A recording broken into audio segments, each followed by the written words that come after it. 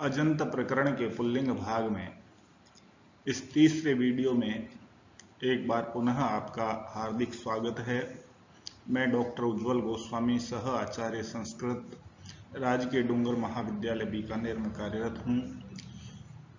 इससे पिछले जो दो वीडियो बनाए गए थे, पहले वीडियो में हमने किन शब्दों की प्रातिपदिक संज्ञा किस प्रकार से होती है इसकी जानकारी दी थी, और दूसरे वीडियो में प्रातिपदिक संज्ञक से परे सुप विभक्तियां किस प्रकार प्राप्त होती हैं उसकी एक प्रक्रिया और उस प्रक्रिया में प्रयोग होने वाले सूत्रों की चर्चा की थी।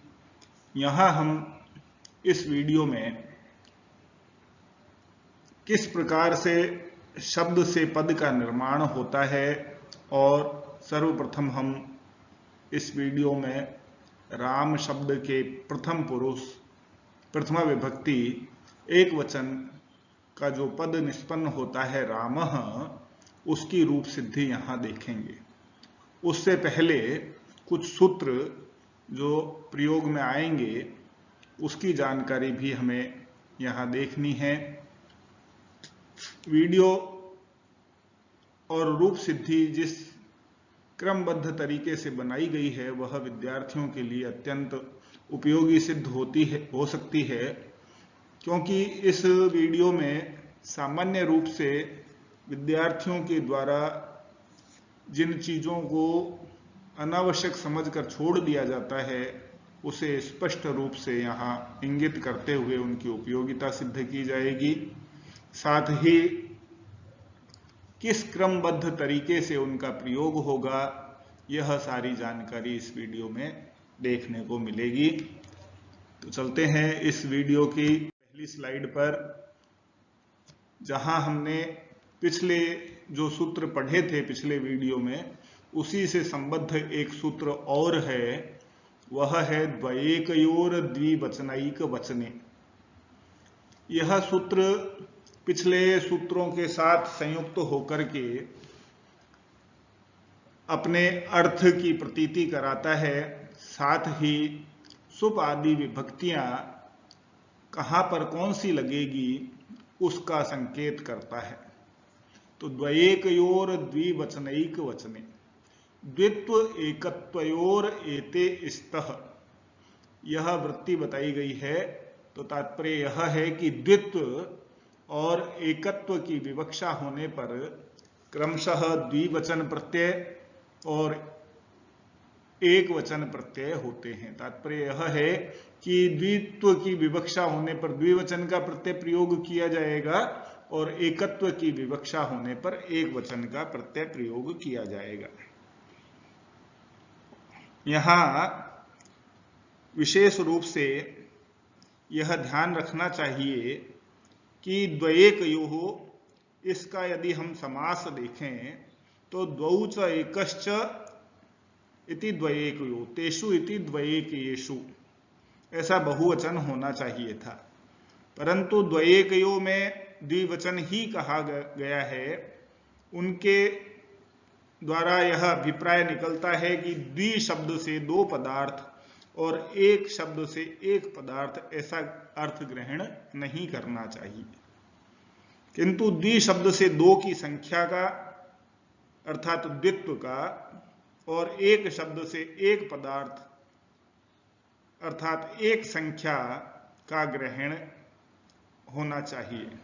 भाव यह है कि लोक में द्वि और एक शब्द संख्यावाची ही प्रसिद्ध हैं, संख्यावाची के रूप में नहीं। अर्थात द्वि शब्द से लोक में दो पदार्थ और एक शब्द से एक पदार्थ ही लिया जाता है, न कि दो और एक की संख्या। दो पदार्थों में द्विवचन और एक पदार्थ में एक वचन हो, यह अर्थ सुसंगत नहीं बैठता है। अतः मुनि ने द्वयेकयोः कहकर द्वि और एक शब्द को संख्यावाची कह दिया है। इससे अब इसकी संगति बैठ जाती है। तब हम कह सकते हैं कि दो संख्या अर्थात द्वित्व और एक संख्या अर्थात एकत्व होने पर द्विवचन और एक वचन प्रत्यय हूं।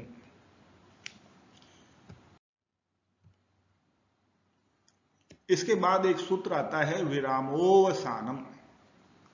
विरामोवसानम, यह सूत्र अवसान संज्ञा करता है। वृत्ति कहती है वर्णानाम अभावो अवसान संज्ञः स्यात्, अर्थात वर्णों का अभाव अवसान संज्ञक हो।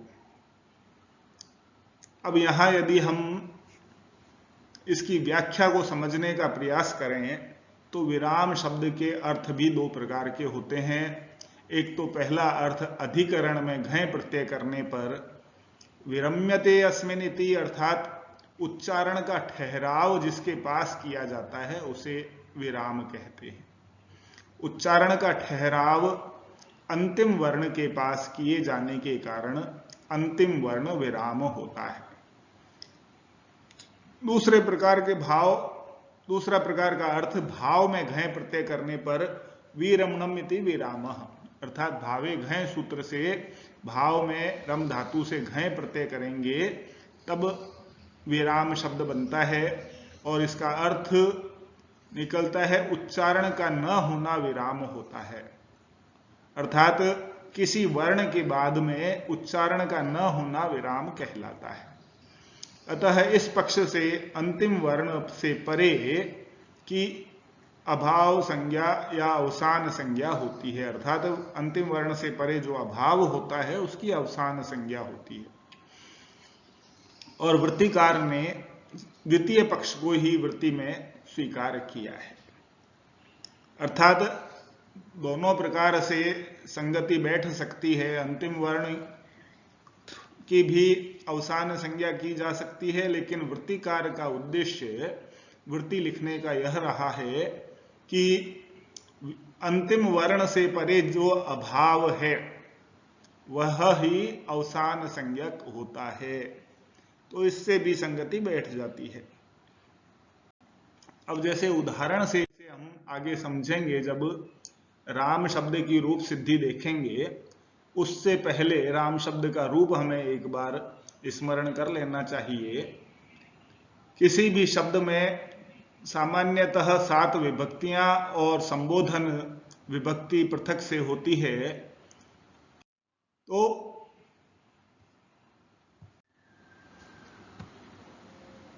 राम शब्द का रूप स्मरण करने के उपरांत हमें प्रथमा विभक्ति एक वचन की विवक्षा में रामः यह रूप निष्पन्न करना है,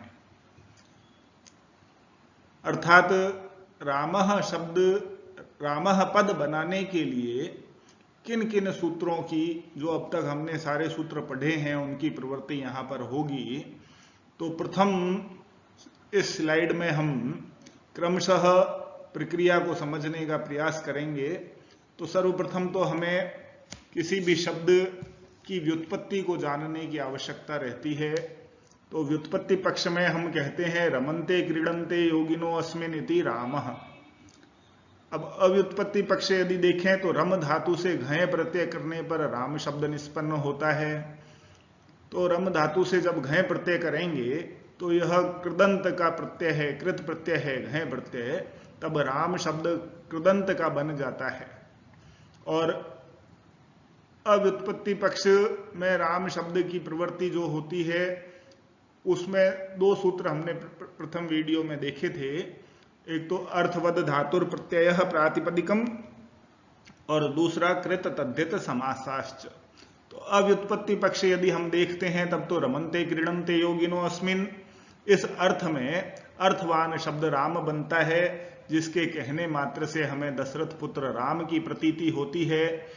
और जब हम रम धातु से घय प्रत्यय करेंगे तब यह कृदंत का शब्द बन जाता है, तब यह व्युत्पत्ति पक्ष में हम इसकी प्रातिपदिक संज्ञा करते हैं कृत तद्धित समासाश्च सूत्र से।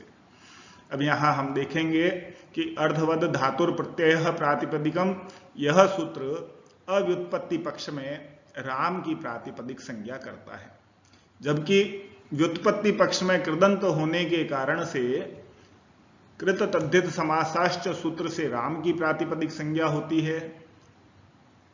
तदुपरांत जो प्रक्रिया चलेगी तो प्रातिपदिक संज्ञा से परे हमें सुप विभक्तियों की आवश्यकता रहती है। अतः सुप विभक्ति का जो सूत्र बताया गया है, स्वौज समौट षष्टाभ्याम भिस गेभ्याम अभ्यस गसिभ्याम अभ्यस गसोसांज्ञो सुप।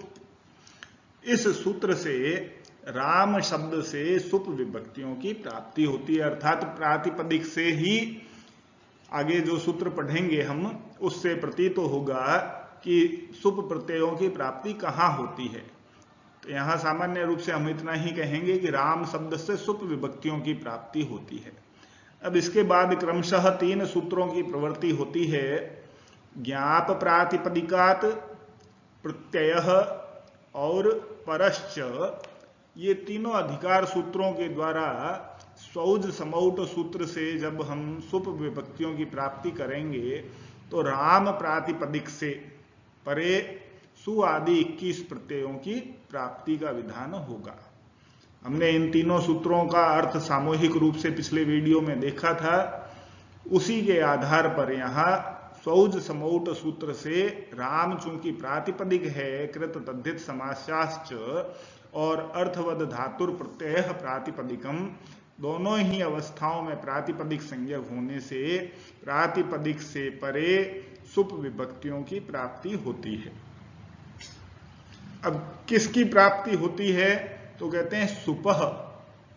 सुप का प्रत्येक त्रिक एक वचन, द्विवचन और बहुवचन संज्ञक होता है। अतः यहाँ राम शब्द की प्रथमा विभक्ति एक वचन की विवक्षा होने के कारण, रामः शब्द का हम रूप सिद्ध कर रहे हैं, अतः एक वचन की विवक्षा है हमारी। अतः एक वचन की विवक्षा में साथ ही द्वयेकयोर द्विवचनैक वचने, इस सूत्र से द्वित्व की विवक्षा में द्विवचन का प्रयोग किया जाता है और एकत्व की विवक्षा में एक वचन का प्रयोग किया जाता है। अतः स्वौज समौट सूत्र से क्योंकि 7 त्रिक बताए गए हैं, पहला त्रिक प्रथमा विभक्ति का होता है, दूसरा त्रिक द्वितीय विभक्ति का, तीसरा त्रिक तृतीय विभक्ति का, तो इस प्रकार से 7 विभक्तियों के 7 त्रिक बताए गए हैं। तो इस द्वयेकयोर द्विवचनैक वचने सूत्र से एकत्व की विवक्षा होने पर सु विभक्ति प्राप्त होती है। तब राम प्लस सु ऐसी स्थिति हमारे सामने उपस्थित होती है। ये सामान्य प्रक्रिया किसी भी प्रातिपदिक से जब हम प्रत्यय की प्राप्ति करेंगे, कोई सा भी प्रत्यय हो, चाहे वह प्रथमा विभक्ति का हो या द्वितीय विभक्ति का हो या तृतीय, इसी प्रकार 7वां और संबोधन तक यही प्रक्रिया हमारी चलेगी। केवल अंतिम जो सूत्र है द्वयेकयोर द्विवचनैक वचने, इस सूत्र में बहुवचन का जब हम रूप सिद्ध करेंगे तो उसके लिए पृथक से सूत्र प्रयोग किया जाएगा। अन्यथा ये सारे सूत्र क्रमबद्ध तरीके से सर्वत्र प्रयोग किए जाएंगे। अब सु विभक्ति जब हमें प्राप्त हो जाती है तो सु को हम सामान्य अवस्था में कहते हैं कि सु को विसर्ग आदेशो होता है। सामान्यतः अजंत प्रकरण में सु को विसर्ग ही आदेश होता है। इस स्थिति में फिर हमें विसर्ग करने के लिए किन किन सूत्रों की आवश्यकता रहती है, उसे एक पृथक स्लाइड में यहाँ पर दर्शाया गया है, जिससे विद्यार्थी अधिक अच्छी तरीके से उसे समझ सकें और उनका क्रमबद्ध प्रयोग कर सकें। तो सर्वप्रथम जो सूत्र हमारे सम्मुख उपस्थित होता है वह है उपदेशेज अनुनासिक इत। यह सूत्र कहता है कि उपदेश अवस्था में अनुनासिक अच की नित्य इत संज्ञा होती है। उपदेश अवस्था का तात्पर्य यह है कि जो भी हमारे ऋषि मुनि हैं, वैयाकरणाचार्य, जिन्होंने हमें सूत्र दिए, वृत्ति दी और उसकी भाष्य दिया, उन विद्वानों को हम यहाँ पर उपदेश की श्रेणी में रखते हैं। तो यहाँ जो भी चीज हमें प्राप्त हुई है वह सूत्र से ही प्राप्त होती है। पाणिनि जी के द्वारा जो सूत्र बनाए गए हैं उन्हीं से उसकी प्रवृत्ति और प्राप्ति होती है।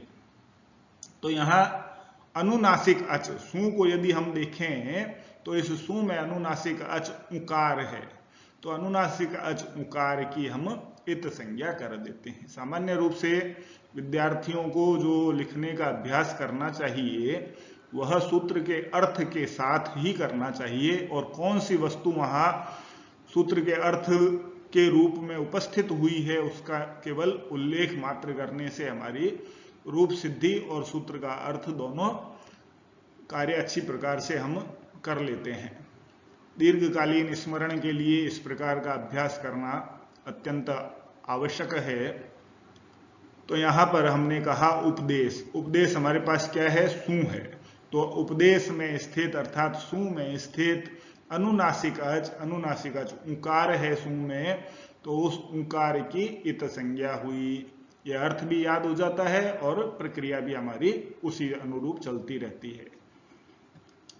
तदुपरांत तस्य लोपः सूत्र की प्रवृत्ति होती है। तस्य लोपः कहता है इत संज्ञकस्य नित्य लोपः स्यात्, इत संज्ञक का नित्य लोप होता है। तो इत संज्ञा हमने किसकी की, ऊकार की, तो इका ऊकार का लोप होने से हमारी स्थिति बनती है राम स, यह स्थिति शेष रहती है। तदुपरांत सकार को हम कहते हैं सामान्य भाषा में विसर्ग आदेश होता है, लेकिन सामान्य भाषा से काम चलता नहीं है। उसके लिए जो सूत्र बताए गए हैं उन सूत्रों को क्रमबद्ध तरीके से प्रयोग करने पर ही विसर्ग की प्राप्ति होती है। विद्यार्थी सामान्य रूप से किताबों का अध्ययन करते हैं जिसमें अनुबंध लोप शब्द का प्रयोग किया जाता है, वह केवल उस किताब की मोटाई को कम करने के लिए किया जाता है। किसी प्रक्रिया को एक बार समझाने के बाद बारंबार यदि उसका प्रयोग करेंगे तो वह किताब की मोटाई को ही बढ़ाने वाला होता है। अतः विद्वानों ने उसके लिए अनुबंध लोप शब्द का एक विकल्प निकाला, लेकिन विद्यार्थियों के लिए वह नहीं है। तो सूत्र से ससजु सुरू, यह सूत्र है, इस सूत्र से पदांत सकार को रू आदेश होता है। दो अवस्थाओं में सकार और सजुष का सकार, एक पदांत सकार हो अथवा सजुष का सकार हो, तो दोनों सकारों को रू आदेश होता है। तो यहां पदांत सकार है, अतः पदांत सकार को रू आदेश हुआ, तब हमारी स्थिति बनी राम रू, यह रूप बनता है। अब रू में पुनः यदि हम देखें तो अनुनासिक अच है, उपदेश से प्राप्त है, उपदेश है, अतः उपदेशेज अनुनासिक इत, इस सूत्र से उपदेश रू में स्थित अनुनासिक अच ऊकार की इत संज्ञा होती है, और जिसकी इत संज्ञा होती है उसका तस्य लोपः सूत्र से नित्य लोप हुआ करता है। तो यहाँ रू में स्थित इत संज्ञा ऊकार जो था उसका लोप हो गया, तब हमारी स्थिति राम र यह शेष रहती है। तदुपरांत अभी एक सूत्र हमने पढ़ा विरामोवसानम, इस सूत्र से अंतिम वर्ण रेफ से परे वर्णों का अभाव है। रेफ से परे कोई वर्ण नहीं है इस शब्द के साथ में या इस पद के साथ में, तो यहां वर्णों का अभाव होने के कारण अभाव की अवसान संज्ञा हुई। जैसा कि सूत्र की व्याख्या में हमने बात की कि दोनों ही अवस्थाएं ठीक हैं। अंतिम वर्ण जिसके बाद कोई वर्ण न हो, उस अंतिम वर्ण की भी कुछ लोग अवसान संज्ञा करते हैं, अर्थात रेफ की अवसान संज्ञा करते हैं, जबकि वास्तविक रूप में अभाव की अवसान संज्ञा हुआ करती है। यह विशेष यहां ध्यान देने योग्य बात है। तदुपरांत अंत में जो भी खर वसानयोर विसर्जनीय, यह सूत्र कहता है कि किसी भी वर्ण से परे खर प्रत्याहार का वर्ण हो, रेफ से परे खर प्रत्याहार का वर्ण हो अथवा अवसान परे हो। अब खर वसानयों को यदि हम समझने का प्रयास करेंगे तो यह सप्तम्यंत पद है, सप्तमी विभक्ति द्विवचन का पद है, इसीलिए हम कहते हैं कि अभाव की अवसान संज्ञा होती है। तो खर प्रत्याहार का वर्ण परे होने पर अथवा अवसान परे होने पर, तो अवसान परे कब होगा, जब अभाव की हम अवसान संज्ञा करेंगे, न कि अंतिम वर्ण की अभाव संज्ञा करने से या अवसान संज्ञा करने से यह कार्य निष्पन्न होता है। तो अवसान संज्ञा में अभाव की ही करनी चाहिए, जिससे इस सूत्र की सुसंगति बैठ सके। तो कहते हैं खर प्रत्याहार वर्ण परे हो अथवा अवसान परे हो तो रेफ को विसर्ग आदेश होता है।